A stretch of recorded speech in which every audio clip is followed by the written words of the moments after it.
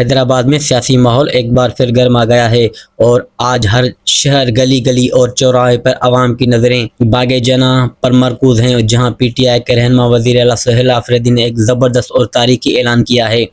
سہیل آفریدی نے واضح کیا کہ کل جناح باغ گراؤنڈ میں ہر صورت جلسہ کیا جائے گا، چاہے حکومت کتنی ہی رکاوٹیں کھڑی کرے۔ آج سندھ پر زرداری کا قبضہ ہے اور زرداری والی روح جاگ گئی ہے، لیکن عوام کی طاقت، پارٹی کارکنان کی لگن اور سندھ کے ہر کونے سے آنے والے حامیوں کا جوش و خروش کسی بھی رکاوٹ کے سامنے بے بس نہیں۔ وزیر اعلیٰ نے مزید کہا کہ سندھ کے عوام ہمیشہ سے عمران خان کے ساتھ ہیں اور رہیں گی، اور یہ جلسہ نہ صرف پی ٹی آئی کی مقبولیت بلکہ عوامی حمایت اور تبدیلی کی بے پناہ خواہش زبردست مظاہرہ ہوگا۔ انہوں نے حکومت کی سازشوں اور تالوں کو عوامی حوصلے کے سامنے ناکافی اور بے اثر قرار دیا۔ پارٹی کارکنان، نوجوان، خواتین، حامی جلسہ گاہ کی طرف رواں دواں ہیں اور شہر کی مرکزی شاہراہ آج جھنڈوں، بینرز اور نعروں سے رنگین ہو گئی ہیں۔ سوشل میڈیا پر بھی اس تاریخ کی استقبال کی تصاویر اور ویڈیوز تیزی سے وائرل ہو رہی ہیں، جس سے صاف ظاہر ہوتا ہے کہ پی ٹی آئی کے رہنما شہر کے دلوں میں اپنی مضبوط جڑیں رکھ چکے ہیں۔